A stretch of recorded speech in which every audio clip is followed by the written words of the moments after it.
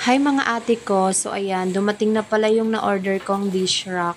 Yung dati nga pala naming platuhan, binigay ko sa mama ni Jom. Meron naman silang lagayan ng platuhan. Binigay ko pa rin yon kasi pwede nilang gawing dish drainer.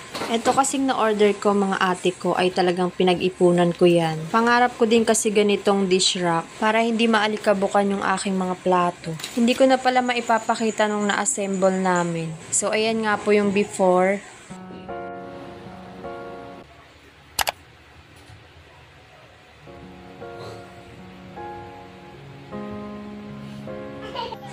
Flex ko nga pala mga ate ko yung napamili ko kanina. Yung total niya is 718. So, ayan, ilalagay ko siya dito. Dahil nga nagbabudget tayo mga ate ko, ayan yung mga binili ko is yung mga sachet-sachet lang. Dahil mahal na nga yung mga bilihin ngayon. So, kailangan natin mag-budget. At ayan nga yung mga napamili ko sa 700 plus. Syempre mga ate ko, yung pinamili ko is yung kailangan lang talaga dito sa bahay.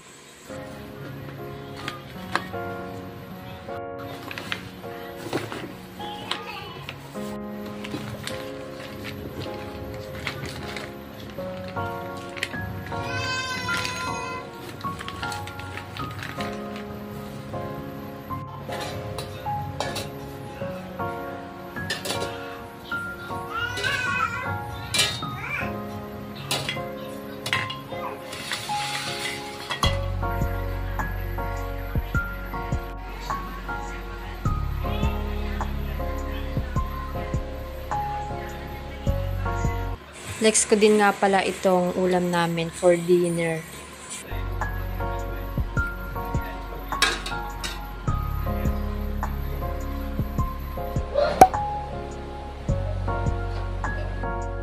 Ito ang nasa dish drainer ay pinupunasan ko muna bago ko ipasok dito. Kasi may mga nababasa ako neto na kinakalawang daw. Baka kasi na ilalagay nila basa pa. Nasa pag-iingat din naman kasi ng gamit yan. Sana nga magtagal to sa akin. Ang nagustuhan ko din kasi dito mga ate ko ang aesthetic niya, di ba? Higit sa lahat, hindi na maaalikabukan or magagapangan ng ipis itong mga plato. Yun din yung isa sa dahilan kaya pinag-ipunan ko talaga to. Bali mga ate ko, nung December pa lang ay nagsimula na akong pag-ipunan to.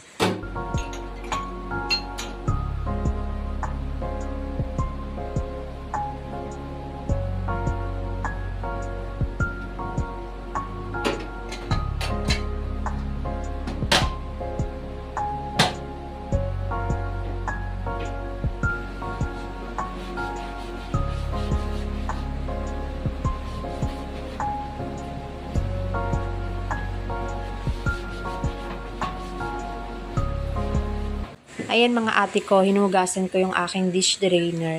Maliit nga lang to dahil ayoko nga ng takaw space dito sa aking lababo.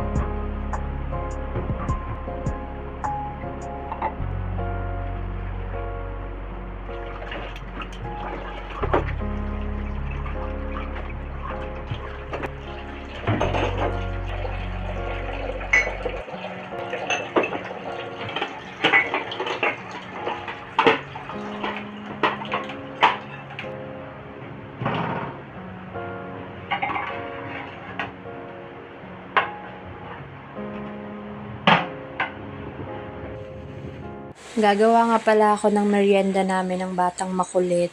At ang gagawin ko ay ito ngang pizza bread. Nakakaloka nga, dapat pala hindi Eden cheese yung binili ko. Kaya medyo palpak din tong gawa kong merienda namin. Wala din kasi kaming oven. Pero okay lang din naman dahil kakainin ko naman siya.